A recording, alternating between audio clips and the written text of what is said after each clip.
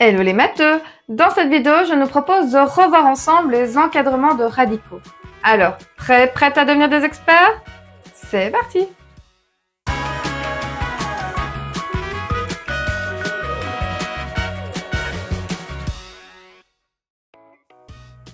Bienvenue dans cette nouvelle vidéo de Math Expert. Aujourd'hui, nous allons nous intéresser aux racines carrées et plus particulièrement aux encadrements de radicaux. Lorsque nous cherchons à encadrer des radicaux, nous nous intéressons à leur position sur une droite graduée en déterminant leur valeur approchée par défaut et leur valeur approchée par excès. Mais pas de panique, nous allons tout revoir ensemble. Alors, installe-toi confortablement, n'hésite pas à prendre des notes et c'est parti pour devenir des experts. Lorsque nous cherchons à encadrer un nombre, nous cherchons à connaître sa position sur une droite graduée. Nous cherchons alors à préciser entre quelle graduation se situe ce nombre. Par exemple, nous avons ici une droite graduée telle que les graduations sont des nombres entiers. Nous plaçons le nombre 1,8 sur cette droite graduée. Ce que nous pouvons observer, c'est que 1,8 fait partie de la zone comprise entre 1 et 2. 1,8 est donc encadré par 1 et 2. Nous pouvons donc écrire que 1,8 est plus grand que 1, mais aussi plus petit que 2. Autrement dit, 1,8 est compris entre 1 et 2. 1 et 2 sont les valeurs approchées de 1,8. Cela signifie que sur la droite graduée, 1 et 2 sont les graduations les plus proches de 1,8. 1 est la graduation inférieure la plus proche de 1,8, que nous appelons alors la valeur approchée par défaut, la VAD de 1,8. Tandis que 2 est la graduation supérieure la plus proche de 1,8, que nous appelons donc la valeur approchée par excès, la VAE de 1,8. Maintenant que nous sommes plus au clair sur ce qu'est un encadrement, nous pouvons rentrer dans le vif du sujet en s'intéressant à la procédure qui nous permet d'encadrer un nombre. Les nombres que nous cherchons à encadrer sont des nombres décimaux, et ces nombres décimaux peuvent prendre deux formes. Soit ils peuvent s'écrire sous la forme d'une fraction, soit ils peuvent s'écrire sous la forme d'une racine carrée. Et je nous propose de commencer par revoir ensemble comment encadrer une fraction. Tout d'abord, comment encadrer une fraction sans calculatrice, c'est-à-dire à l'unité près, donc entre deux entiers consécutifs. Et prenons un exemple pour bien comprendre. Imaginons que nous souhaitons déterminer entre quelle graduation entière la fraction 20/7 se situe sur une droite graduée. Une fraction représente une division. Par conséquent, 20/7 signifie 20 divisé par 7. Mais 20 n'est pas divisible par 7 puisque 20 n'est pas dans la table de 7. Déterminer la valeur approchée par défaut de 20/7 revient alors à se demander quel est le plus grand multiple de 7 inférieur à 20. Et c'est 14.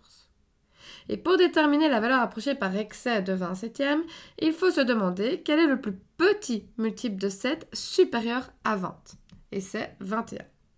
Donc, 20/7 est compris entre 14/7 et 21/7. Et comme 14 divisé par 7 est égal à 2, et que 21 divisé par 7 est égal à 3, nous pouvons conclure que 20/7 est un nombre compris entre 2 et 3. Et nous avons ainsi encadré 20/7 entre deux entiers consécutifs. Nous pouvons également encadrer une fraction au dixième près, au centième près, etc. Dans ce cas, nous avons besoin de la calculatrice. Reprenons la fraction 20/7.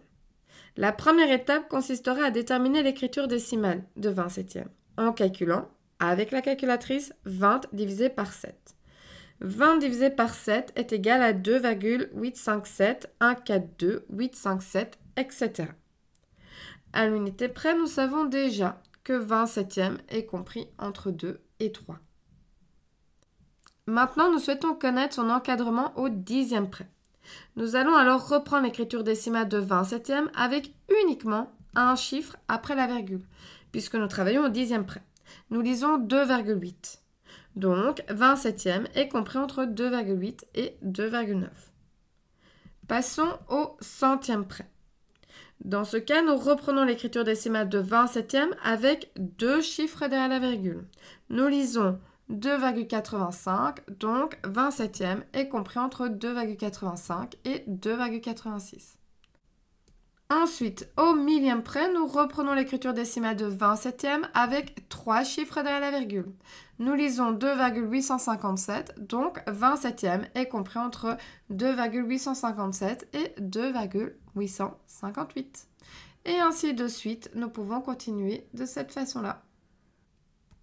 2, 2,8, 2,85 et 2,857 sont les valeurs approchées par défaut de 20 septièmes. Et 3, 2,9, 2,86 et 2,858 sont les valeurs approchées par excès de 20 septièmes. Alors, comment ça se passe pour toi jusqu'à présent? N'hésite pas à partager tes impressions en commentaire. C'est en osant dire que ça ne va pas que l'aide peut arriver. Je nous propose maintenant de poursuivre en s'intéressant à ce qu'il se passe si le nombre que nous cherchons à encadrer est négatif. Reprenons notre droite graduée. Chez les positifs, au plus on s'éloigne de 0, au plus le nombre est grand. Mais chez les négatifs, ça s'inverse. Au plus on s'éloigne de 0 et au plus le nombre est petit. Voyons ça plus en détail. Gardons la fraction 20 septièmes et observons ce qui change si nous voulons encadrer son opposé, à savoir la fraction moins 20 septièmes. Nous savons que 20 septièmes est compris entre 2 et 3. Donc, avec moins 20 septièmes, il nous suffit d'ajouter des moins.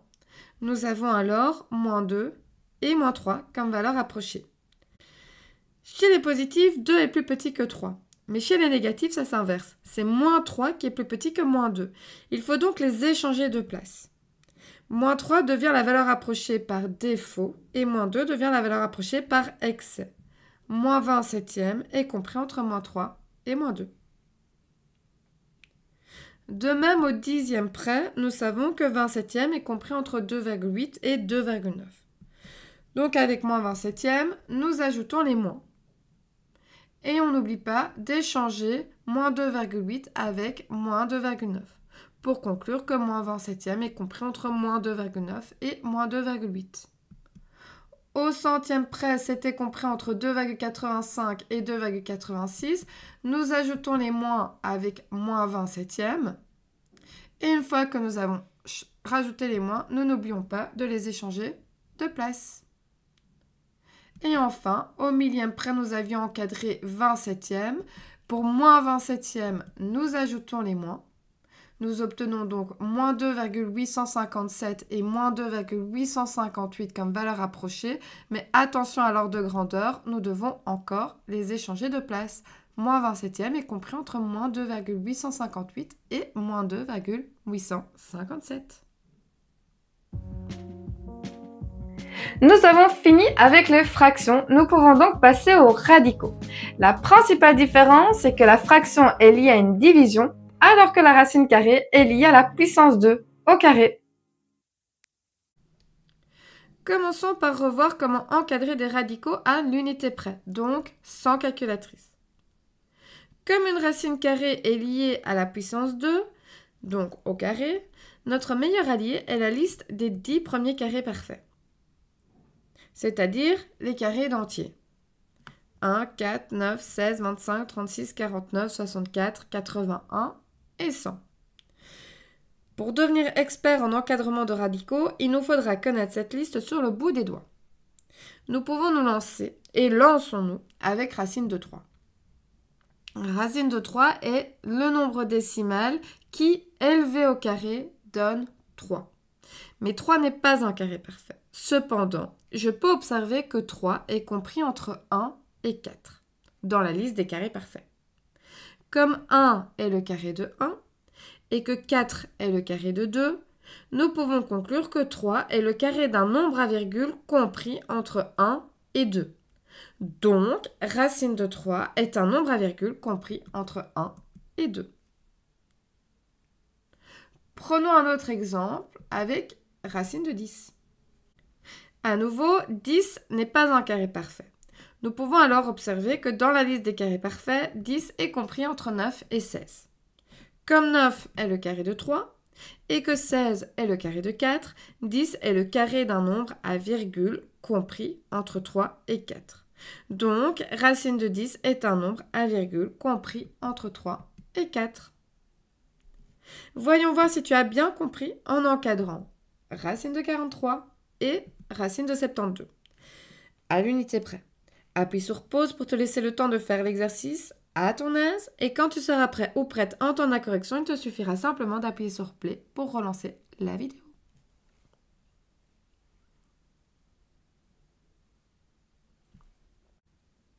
Première étape, placer 43 dans la liste des carrés parfaits. 43 est compris entre 36 et 49. 36 étant le carré de 6, 49 le carré de 7, nous pouvons conclure que racine de 43 est compris entre 6 et 7. Ensuite, racine de 72. 72 est compris entre 64 et 81. 64 étant le carré de 8 et 81 le carré de 9. Donc, racine de 72 est compris entre 8 et 9. Nous pouvons maintenant ressortir notre calculatrice pour se lancer sur les encadrements de radicaux au dixième près, centième près, millième près, etc. Reprenons racine de 3. La première étape consiste à déterminer son écriture décimale. Nous allons donc prendre notre calculatrice pour calculer racine de 3. Racine de 3 est égale à 1,7320508,0, etc. Pour encadrer racine de 3 au dixième près, nous allons reprendre son écriture décimale avec un chiffre derrière la virgule. Nous lisons 1,7, donc racine de 3 est compris entre 1,7 et 1,8. Et si nous voulons encadrer son opposé, à savoir moins racine de 3, nous ajoutons les moins et nous échangeons moins 1,7 avec moins 1,8. Du coup, moins racine de 3 est compris entre moins 1,8 et moins 1,7. Ensuite, au centième près. Nous reprenons l'écriture décimale de racine de 3 avec cette fois-ci deux chiffres derrière la virgule. Nous lisons 1,73, donc racine de 3 est compris entre 1,73 et 1,74. Et pour moins racine de 3, nous ajoutons les moins et nous échangeons les places. Donc, moins racine de 3 est compris entre moins 1,74 et moins 1,73. Pour terminer cette vidéo, je nous propose une petite séance d'exercice. Voici 4 radicaux à encadrer. Munis-toi de ta calculatrice, d'une feuille et d'un crayon. Appuie sur pause pour te laisser le temps de réaliser cet exercice à ton aise. Et quand tu seras prêt ou prête à entendre la correction, il te suffira simplement d'appuyer sur play pour relancer la vidéo.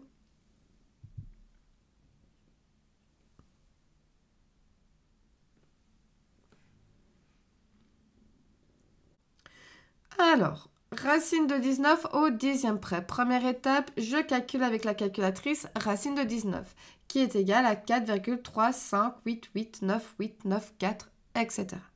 Au dixième près, un chiffre derrière la virgule, je lis 4,3. Donc, racine de 19 est compris entre 4,3 et 4,4. Ensuite, moins racine de 453. Je vais prendre d'abord son opposé positif pour être sûr de ne pas me planter. Je prends ma calculatrice et je calcule racine de 453.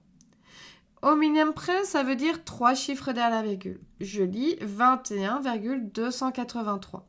Je peux donc dire que racine de 453 est compris entre 21,283 et 21,284. Mais ce n'est pas racine de 453 que je dois encadrer, mais moins racine de 453. Je rajoute les moins et je n'oublie pas d'échanger les places de ces deux valeurs approchées. Donc c'est compris entre moins 21,284 et moins 21,283.